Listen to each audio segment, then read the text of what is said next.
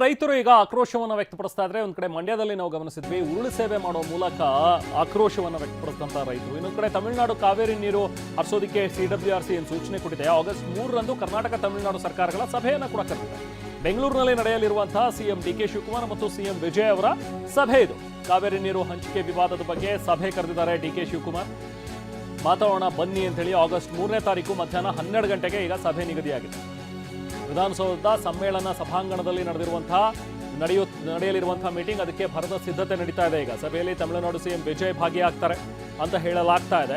ವಿಜಯ್ ಜೊತೆಗೆ ಅವರ ಕಾರ್ಯದರ್ಶಿ ಕೂಡ ಬರುವಂತಹ ಸಾಧ್ಯತೆ ಇದೆ. ಸರ್ಕಾರದ ಕಾರ್ಯದರ್ಶಿಗಳು 14 ವರ್ಷಗಳ ಬಳಿಕ ಮತ್ತೆ ಆಗ್ತಾ ಇರುವಂತಹ ಒಂದು ಚರ್ಚೆಗಳಿದೆ. 2012ರಲ್ಲಿ ನವೆಂಬರ್ 29ರಂದು ಈ ರೀತಿಯಾದಂತಹ ಒಂದು ಮಾತುಕತೆ ಆಗಿತ್ತು. ಆಗಿನ ಸಿಎಂಗಳಾದ ಜಗದೀಶ್ ಶೆಟ್ಟರ್ ಮತ್ತು ಜಯಲಲಿತಾ ಅವರು ಒಂದು ಕಡೆ ಕೂತು ಮಾತಾಡಿದ್ರು. ಬೆಂಗಳೂರಿನ ಹಳೆ ಮದ್ರಾಸ್ ರಸ್ತೆಯಲ್ಲಿ ಚರ್ಚೆ ಆಗಿತ್ತು. ಇದೇ ಥರದ ಸಿಚುವೇಶನ್ ಇದ್ದಾಗ 30 TMC ನೀರು ಹರಿಸುವಂತೆ ಜಯಲಲಿತಾ ಅವರು ಒತ್ತಡವನ್ನು ಹಾಕಿದ್ರು. ಆಗ ಜಯಲಲಿತಾ ಆಗ್ರಹವನ್ನು ತಿರಸ್ಕರಿಸಿದ್ರು ಜಗದೀಶ್ ಶೆಟ್ಟರ್ ಅವರು ಸಿಎಂ ಆಗಿದ್ದಂಥ ಸಂದರ್ಭದಲ್ಲಿ. 3/4 ಗಂಟೆಯಲ್ಲಿ ಮುರಿದು ಬಿದ್ದಿತ್ತು ಈ ಮಾತುಕತೆ. 14 ವರ್ಷಗಳ ಬಳಿಕ ಮತ್ತೆ ಅದೇ ರೀತಿಯಾದಂಥ ಪರಿಸ್ಥಿತಿ ಈಗ ನಿರ್ಮಾಣವಾಗಿದೆ.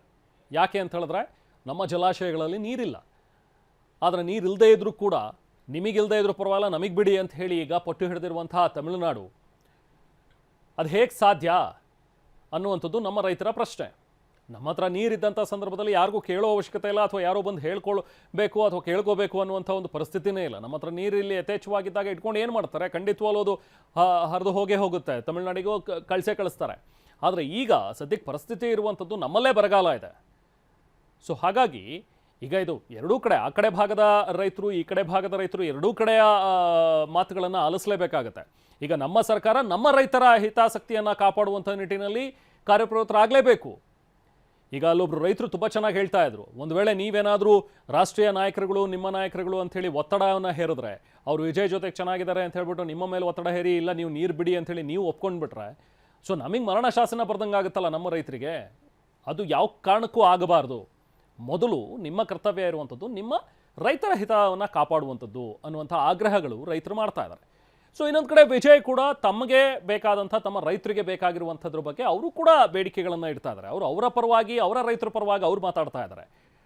ಸೊ ಹಾಗಂತ ಅವ್ರು ಸರಿ ತಪ್ಪು ಅನ್ನುವಂಥದ್ರ ಬಗ್ಗೆ ಚರ್ಚೆ ಅಲ್ಲ ಇಲ್ಲಿ ಚರ್ಚೆ ಇರುವಂಥದ್ದು ನಮ್ಮ CM. ಸೊ ನಮ್ಮ CM ನಮ್ಮ ರೈತರ ಹಿತ ಕಾಯಬೇಕು ಅನ್ನುವಂಥದ್ರ ಬಗ್ಗೆ ಇರುವಂಥ ಒತ್ತಾಯಗಳು ನಮ್ಮ ರೈತರಿಂದ.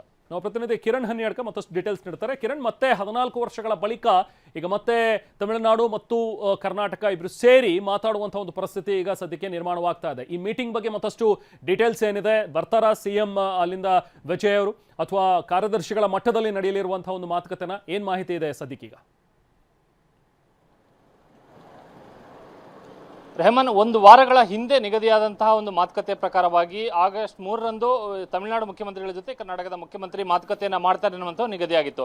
ಆದರೆ ನಿನ್ನಿಂದೀಚೆಗೆ ಆಗಿರುವಂತಹ ಬೆಳವಣಿಗೆ ನೋಡಿದ್ರೆ ಈ ಮಾತುಕತೆಗಳು ನಡೆಯುತ್ತೋ ಇಲ್ವೋ ಅನ್ನುವಂಥ ವಿಚಾರವೂ ಕೂಡ ಇದೆ. ಒಂದು ರೀತಿ ಅನಿಶ್ಚಿತತೆ ಕೂಡ ಇರುವಂಥದ್ದು. ಯಾಕೆಂದ್ರೆ ನಿನ್ನೆ ಲೋಕಸಭೆಯಲ್ಲಿ ಕೇಂದ್ರ ಸರ್ಕಾರ ಕೊಟ್ಟಿರುವಂತಹ ಉತ್ತರ ಮತ್ತು ತಮಿಳುನಾಡು ಮುಖ್ಯಮಂತ್ರಿ ಜೋಸೆಫ್ ವಿಜಯ್ ಈಗಾಗಲೇ ಕೇಂದ್ರ ಸರ್ಕಾರಕ್ಕೆ ಬರೆದಿರುವಂತಹ ಪತ್ರ ಮತ್ತು ಇವತ್ತು ಕರ್ನಾಟಕಕ್ಕೆ ತಮಿಳುನಾಡಿಗೆ ನೀರು ಬಿಡಬೇಕನ್ನುವಂಥ ನಿಟ್ಟಿನಲ್ಲಿ ಬಂದಿರುವಂತಹ ಆದೇಶ, ಇದೆಲ್ಲವ ಬೆಳವಣಿಗೆಗಳನ್ನ ನೋಡಿದ್ರೆ 3ನೇ ತಾರೀಕು ಮಧ್ಯಾಹ್ನ 12 ಗಂಟೆಗೆ ನಿಗದಿಯಾದಂತಹ ಸಭೆ ನಿಗದಿ ಪ್ರಕಾರವೇ ನಡೆಯುತ್ತೋ ಇಲ್ವೋ ಅನ್ನುವಂಥ ಒಂದು ಅನುಮಾನವೂ ಕೂಡ ಇದೆ. ಯಾಕೆಂದ್ರೆ ಈ ಎಲ್ಲ ಇಷ್ಟು ದೊಡ್ಡ ಮಟ್ಟದ ಬೆಳವಣಿಗೆಗಳು ಆಗಿರುವಂತಹ ಕಾರಣಕ್ಕಾಗಿ ಜೋಸೆಫ್ ವಿಜಯ್ ಕರ್ನಾಟಕಕ್ಕೆ ಬಂದು ಮಾತುಕತೆಯಲ್ಲಿ ತೊಡಗ್ತಾರೆ ಅನ್ನುವಂಥ ವಿಚಾರವೂ ಕೂಡ ಇದೆ. ಒಂದು ವೇಳೆ ಕೊನೆಯ ಹಂತದಲ್ಲಿ ಏನಾದರೂ ತಮಿಳುನಾಡು ಮುಖ್ಯಮಂತ್ರಿ ಕರ್ನಾಟಕಕ್ಕೆ ಬಂದು ಮಾತುಕತೆ ಮಾಡುವಂತಹ ಒಂದು ನಿರ್ಧಾರದಿಂದ ಹಿಂದೆ ಸರಿದ್ರೆ ತಮಿಳುನಾಡಿನಿಂದ ಯಾವ್ದಾದ್ರು ಸಚಿವರೇನಾದರೂ ಕಳುಹಿಸಬಹುದು ಅಥವಾ ಅಧಿಕಾರಿಗಳ ಮಟ್ಟದಲ್ಲಷ್ಟೇ ಮಾತುಕತೆ ನಡೆಯುತ್ತಾ ಅನ್ನುವಂಥ ಒಂದು ವಿಚಾರವೂ ಕೂಡ ಇದೆ.